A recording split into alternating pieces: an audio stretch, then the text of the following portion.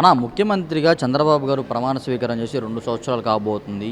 ఏంటి ఈ 2 సంవత్సరాల్లో ఈ ముఖ్యమంత్రిగా చంద్రబాబు గారి పరిపాలన, పనితీరు ఈ ప్రభుత్వం యొక్క ఎలా అనిపిస్తుంది? ఈరోజు నారా చంద్రబాబు నాయుడు గారు 2 సంవత్సరాల కాలాన్ని పూర్తి చేసుకున్నారు. ఆయన ముఖ్యమంత్రిగా ఉన్నటువంటి మన ఆంధ్రప్రదేశ్ అభివృద్ధిలో ప్రయాణం చేస్తుంది. ఎందుకంటే రోడ్లు కానీ, డ్రైన్లు కానీ, లేదా ఇతర రాష్ట్రాల నుంచి పెద్ద ఎత్తున పెట్టుబడులు కానీ అదేవిధంగా మరి ఈరోజు నిన్న కూడా చూసాం విశాఖలో స్టీల్ ప్లాంట్కి సంబంధించినటువంటిది భారీ ప్రాజెక్టు. అదేవిధంగా విశాఖపట్నం కానీ, విజయవాడ కానీ ప్రతి ఏరియా కూడా డెవలప్మెంటు, అదేవిధంగా అమరావతి కానీ, పోలవరం కానీ అన్నీ కూడా నారా చంద్రబాబు నాయుడు గారి ఆధ్వర్యంలో డెవలప్మెంట్లో నడుస్తూ ఉంది. అదేవిధంగా మరి ప్రతి ఏరియాలో కూడా 10-15 సంవత్సరాల నుంచి లేనటువంటి రోడ్లు కానీ, జగన్మోహన్ రెడ్డి కనీసం ఒక తట్ట కంకర వేయలేని రోడ్లు కానీ అన్నీ కూడా అద్భుతమైన రోడ్లుగా కోట్లాది రూపాయలతో నిర్మిస్తూ ఉన్నారు. అదేవిధంగా మరి నారా చంద్రబాబు నాయుడు గారు ఇదే విధంగా మరి ప్రయాణిస్తే మన ఆంధ్రప్రదేశ్ అభివృద్ధిలో ముందంజలోకి పోతూ ఉంది. అదేవిధంగా దాంతోపాటుగా మరి నారా లోకేష్ గారు కూడా పెద్ద ఎత్తున మరి పక్క రాష్ట్రం నుంచి నిధులు కానీ, లేదంటే మన ఆంధ్రప్రదేశ్ డెవలప్మెంట్కి కానీ ఆయన కూడా గట్టిగా కృషి చేస్తూ ఉన్నారు. ఈ కృషి అంతా కూడా మరి మోడీ గారి సహకారంతో మరి మన గవర్నమెంట్ అద్భుతంగా చేస్తూ ఉంది. దానికి ఇబ్బంది లేదు. అదేవిధంగా పథకాలు కూడా మరి వికలాంగులకి బస్సు ఫ్రీ ఇచ్చారు, మహిళలకు ఉచిత బస్సు ఇవ్వడం జరిగింది, అన్నదాత సుఖీభావ ఇవ్వడం జరిగింది. మరి ఎంతమంది బిడ్డలు ఉంటే అంతమందికి కూడా తల్లికి వందనం, ఇది రికార్డు. ఇది ఏ గవర్నమెంట్ కూడా చేయలేని రికార్డు ఇది. అదేవిధంగా పెన్షన్ కూడా 4,000 పెంచడం జరిగింది. నెల ఒక రోజు అవసరమైతే ఆదివారం వస్తే ఒక రోజు ముందే పెన్షన్లు కూడా ఇస్తూ ఉన్నారు. ఇలాంటి పరిపాలన, అద్భుతమైన పరిపాలన అందించడం అది ఒక చంద్రబాబు నాయుడు గారికే సాధ్యం. ఇది ఏ నాయకుడు కూడా చేయలేడు, ఒక చంద్రబాబు నాయుడే చేయగలుగుతాడు అనేది. మనలో కూటమిలో ఉన్నటువంటి పవన్ కళ్యాణ్ గారు కూడా చంద్రబాబు నాయుడు గారే సీఎంగా ఉంటే అభివృద్ధి చెందుతుందని ఆయన కూడా మద్దతు ఇవ్వడం అది మన చాలా శుభ పరిణామం అని నేను భావిస్తూ ఉన్నాను. మీరు అద్భుతంగా ఉందని చెప్పి మీరు అంటున్నారు, కానీ ఈ 2 సంవత్సరాలే చంద్రబాబు గారిని ప్రజలు భరించలేకపోయారు, ఇంకా 3 సంవత్సరాలు ఎలా భరిస్తారు అని చెప్పి జగన్మోహన్ రెడ్డి అంటున్నారు. ఈ రెండేళ్లలోనే ఇటు రైతులకు కానీ, ఏదైతే పెన్షన్లు తీసుకునే పెన్షన్దారులకు కానీ, అభివృద్ధి కానీ ఎక్కడ ఏం కనిపించట్లేదు, వీళ్ళందరూ ఇబ్బంది పడుతున్నారని చెప్పి జగన్మోహన్ రెడ్డి అంటున్నారు. జగన్మోహన్ రెడ్డి దగ్గర ఉన్నటువంటి 11 మంది ఎమ్మెల్యేలు దుష్ప్రచారం చేయడంలో ఎలాంటి వాళ్ళో మనందరికీ తెలుసు. ఏమీ లేకుండానే ఆంధ్రప్రదేశ్ని అంత చేసాం అభివృద్ధి అని చెప్పి అప్పుడు మాయమాటలు చెప్పి జనాలు నమ్మించారు. జనాలు వాళ్ళకి తగిన గుణపాఠం చెప్పారు, 11 సీట్లకు పరిమితం చేశారు. ఇదే వాళ్ళు కంటిన్యూ చేస్తే ఆ 11 సీట్లు కూడా ఫ్యూచర్లో ఉండవనేసి నేను తెలియజేస్తా ఉన్నాను. అన్న, ఇప్పుడు మీరు లాస్ట్గా ఒక 4-5 రోజుల క్రితం కనుక చూసుకుంటే విజయమ్మ గారు ఒక లేఖ విడుదల చేశారు.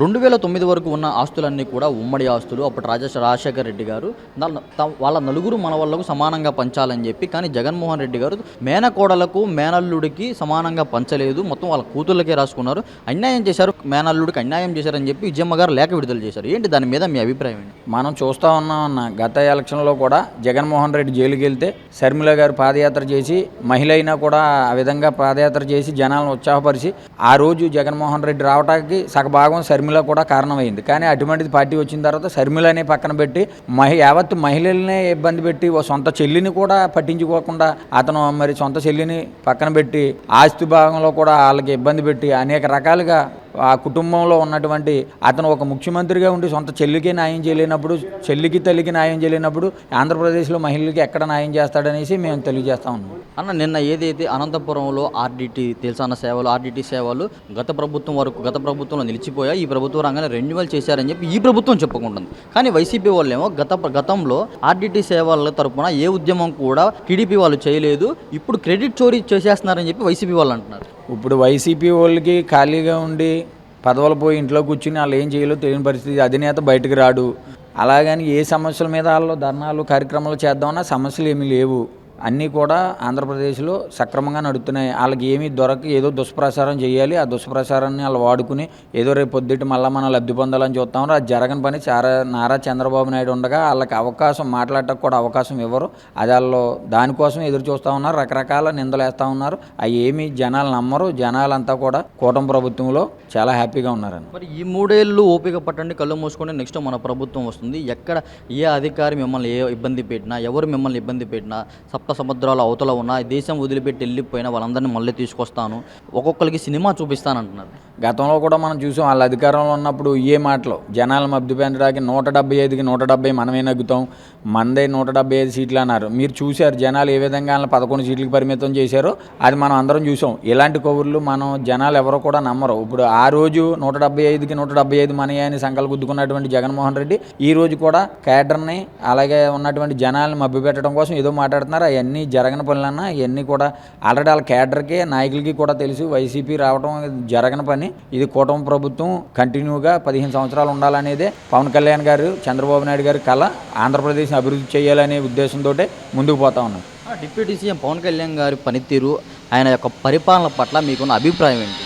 మనకి బేసిక్గా పవన్ కళ్యాణ్ గారు సినీ హీరోగా నెంబర్ 1 స్థాయిలో ఉన్నారు. అదేవిధంగా రాజకీయాలు ఏ విధంగా చేస్తారనేది ఆయనకు ఒక అవకాశం వస్తే తెలుస్తుందని మనం చూసాం. ఈ రోజు ఉప ముఖ్యమంత్రిగా ఉన్నారు. పెద్ద ఎత్తున కేంద్రంలో మరి పెద్దలతో మాట్లాడి నిధులు రావడంలో కానీ ముఖ్యమంత్రి గారు ఏ నిర్ణయం తీసుకున్నా అభివృద్ధి చెందాలి ఆంధ్రప్రదేశ్. నా వ్యక్తిగతంగా నాకు పదవుల కోసం కాదు, లేదంటే నేను వ్యక్తిగతంగా నా స్వార్థానికి నేను పనిచేయట్లేదు.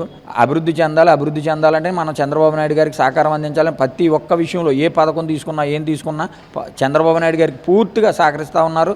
ఆయన దూరదృష్టి.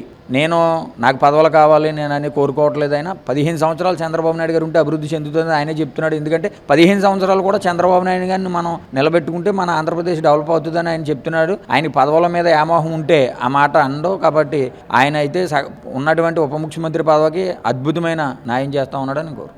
మద్దతు తెలపడం, చంద్రబాబు గారు ఏ నిర్ణయం తీసుకున్నా దానికి మద్దతు తెలుపుతున్నారు, దానికి కాదంటలే. ఆయన పనితీరు ఏదైతే పంచాయతీరాజ్ శాఖ కావచ్చు, పర్యావరణ శాఖ కావచ్చు, అటవీ శాఖ కావచ్చు, ఆయన చేసిన పరిపాలన ఇప్పుడు మీరు ఇందాక మీ పి గన్నవరం అన్నారు. మీ పి గన్నవరంలో మీ నియోజకవర్గంలో ఉన్న గ్రామాల పరిస్థితి ఎలా ఉంది?